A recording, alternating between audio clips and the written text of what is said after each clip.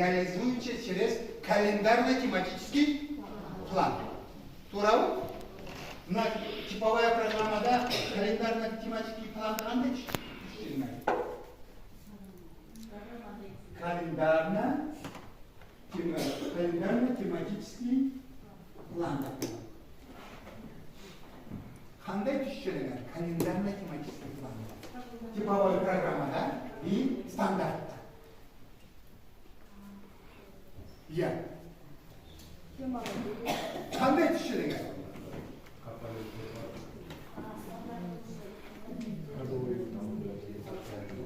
Қандай компания? Жүзайчай компания. Я. Ұрматты ескештер, мұна.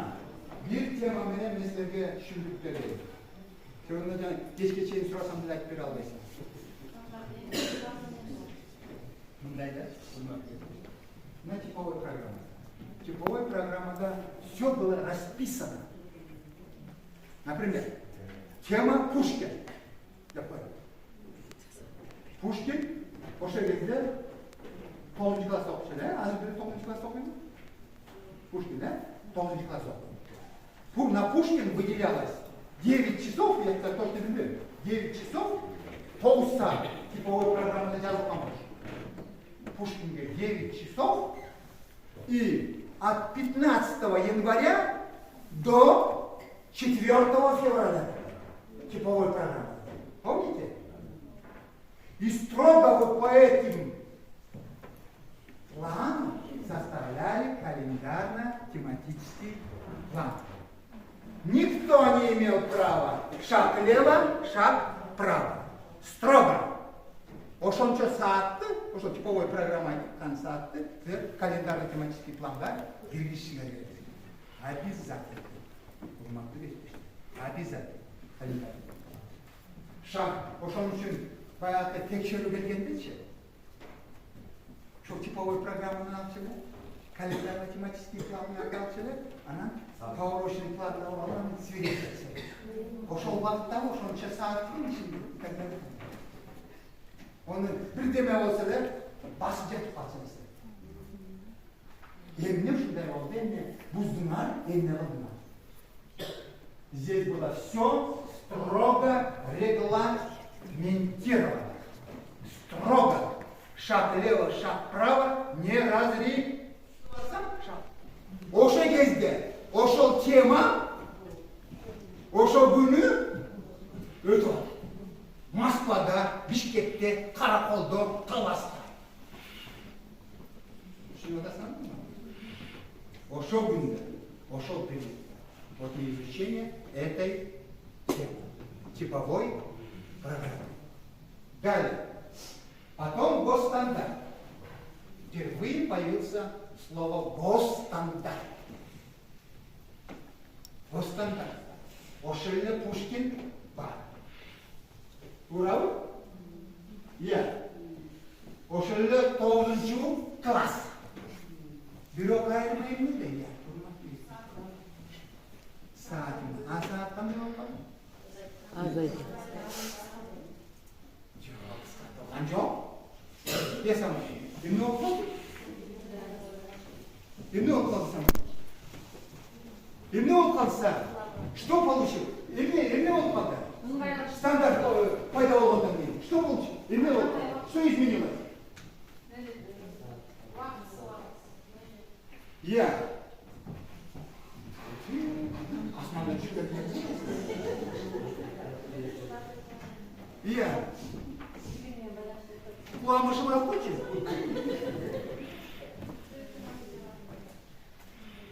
Anlayamaz. Durmak ister. Пушкин бар. Япач. Ошолда 9 класс. Бирок эми канча саат бериш керек Пушкинге? Мугалим өзү чечет. Жок, мугалим өзү чечет.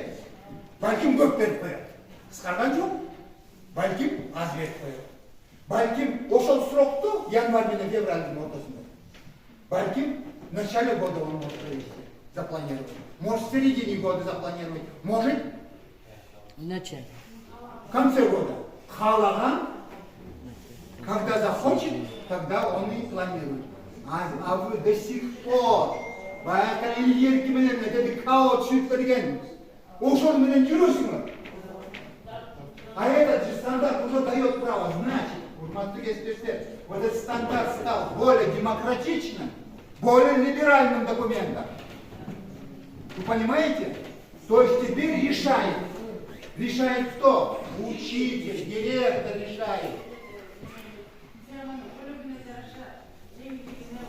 Потому, да, тут-то, потому что учитель-то знает, он же профессионал. Директор, они знают, они крутятся вот в этой. Алтын тамға диплом алған балдар, қандай ахуалға келді. Кеттік андағар. Так, и поэтому переход на компетентностную модель. Бала қандай жөндемі, емне жөндемі бар, қандай өйдет, емне бұлар, ошол сама важно. Екіншісі, это предметы разделены на образовательные области. Üçüncüsü, все предметы изучаются на 3 уровнях. Элементарный, базовый и продвинутый уровень. Ушел 3 чон өзгөчөлүк. Кроме того, здесь уже дается право ученику самому участвовать в оценке своих знаний. Ну, здесь они коют право. Еми, а мына эки стандарт, на 22 жылы чыккан стандарт. Бул стандарттын эмне өзгөчөлүгү? Кандай өзгөчөлүгү бар? 14 стандарт менен 22 стандарттын эмне өзгөчөлүктөрү бар? Урматтуу эстештер. Я. Эмне өзгөчөлүктөрү бар? 22 менен 14 жылдын стандарты менен.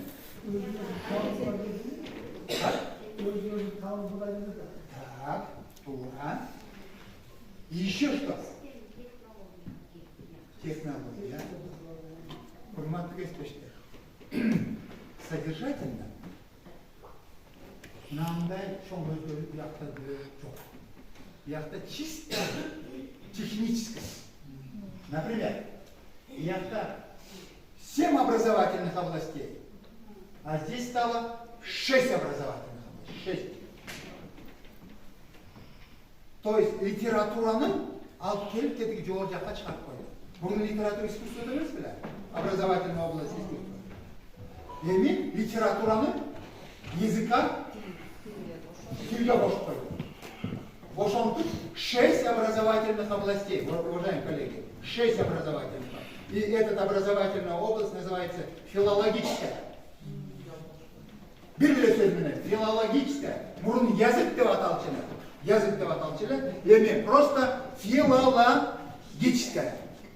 Филологическая. Эми туура эле кылды. Мурун тил менен адабиятты бол бөлүп, эми туура эле кылды. Туп-туура болду. Так, дагы эмне өзгөчөлүгү бар? Информационная компетентность, социально-коммуникативная компетентность. Но третья компетентность называется, если там было саморазвитие, а здесь самопознание. Самопознание и разрешение проблемы. Добавлено слово самопознание. Самопознание. Вот в этом отличие. Далее, следующее отличие. Вот в этом стандарте в 2022 году, следующее отличие, здесь вводится многоязычное образование.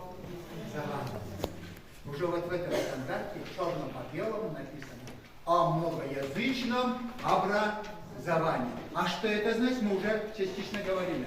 Это значит, что ваши преподаватели, может преподавать предметы на любом языке, если есть такая возможность. В школе, учитель, родители хотят, например, китайский язык. А почему бы не ввести, не пригласить специалиста Кытайлар, а Бишкек толп калды Кытайлар. Любого бери, приведи, он будет обучать, если, допустим, бара-бара Кытай тілді какие-то предметы. Это ваша школа имеет право. Уважаемые коллеги, многоязычное образование. Министрликтен сұрабайды. Салтанаттан сұрабайды. Киргизсеңе. Если есть специалисты. Создавать келеді. Ақырын өзіңер шықырып, нектеуіл отыры өрбейлі. Келгені мен бір аспирантын үстілерге жіберейін. Қытай, самый главный мектеп, бір спонсор тап, Қытайдан бұл шығып келіп, дәуір ошонды отпай мектептер. Ошонда Бишкекте, келіп мектептер ошонды Қытайларды алып келіп, оқыту баяғы аспирант болып бізге келіп. Урмат кешті. Вы все, потому что физиология головного мозга у всех людей одинаковая. Потому что у каждого в голове, у каждого в голове, смотрите, 200 миллиардов нейронов, 200 миллиардов нейронов. И каждый нейрон имеет около себя 20 тысяч дендритов. То есть физиология каждого мозга одинакова. Но почему Эйнштейн стал Эйнштейном, а вы здесь сидите? Вот проблема. Вы понимаете, да? Физиология базового справедливого отца. Физиология. А почему Эйнштейн стал Эйнштейном? Каждый человек, если рождается на этот белый свет, обязательно рождается какими-то что? Задатками. Способностями, задатками. Неспособных людей нет в мире. Природа не ошибается. Брё художник, брё рычи, брё там полно, арганда. Вот беда заключается в том, уважаемые коллеги, что мы 94% населения Земли, 94%, мы, оказывается, не находим, вот ушел способен природа берген. Эмне нет? Жөндөгүңүзгө каппай всю жизнь проживаем. Возможно, среди вас сидят, вы все гении, среди вас сидят много гениальных, если бы вы нашли бы свое место. То, что определило. Отец ему подарил в 5 классе, отец ему подарил компас Эйнштейна. Вы слышали? Компас. В 5 классе он подарил. А рано ушел компас. Мындай нәрселер северді көрсетеді, мындай қылса север, мындай ұрсада, тиіндей ұрсада, северді жақты көрсетеді. Эдисон, это General Motors деген, андан кейін компания болып қалды Америка. Это один из самых богатейших компаний Америки, допустим, которые обеспечивают вот это все. А в школе ее выгнали за то, что он плохо учился. Мать вынужден был забрать ее. Сказали, он ненормальный. Не сидеть ты, дебил. А в итоге оказалось... Шындығында бүгінгі күннің проблемасы. Бүгінгі мектеп қандай болуш керек екен деген. Біз қатты өзгеріс керек екен деген абдан жеткілікті жөнөкөй сөзбен жақсы қылып жазылғанда мұндай кітап аз бізде жоқ. Ошон үчүн алыңыздар, окуп чыгыңыздар. Береміз 2 сыр окуп чыгыңыздар, 3 сыр окуп чыгыңыздар. Ошондо кичине ошо каяка кетиши керек экендиги бизге жол көрүнүп турат да. Анан агай келет деп угуп эле салтанат катышам мугам мен мага не обязательно театрга башка билет бар берип таштап кой жок, мен бияка келем деп атайын келип канча нерсе мен үчүн полезный болду. Хотя жаңы инновация боюнча көп маалыматтар бар. Мен инновация боюнча 4 китеп жаздым мен после докторскийчи. Табиғи примитивдер окутуу инновациялык манар деген 4 китеп чыгардым. Ошону көрө агай мына багыттар бардыгы менин көзүмдө ушунчалык жакшы жазылгандыгын ошон үчүн ушул китепти алгыла окугула атайын алыстан келип салтанат чакырып алып келип окуп процесске бирип ашып 3 мезгил көрүп келген агайга сиздердин атыңыздардан да өзүм атымдан ыраазычылык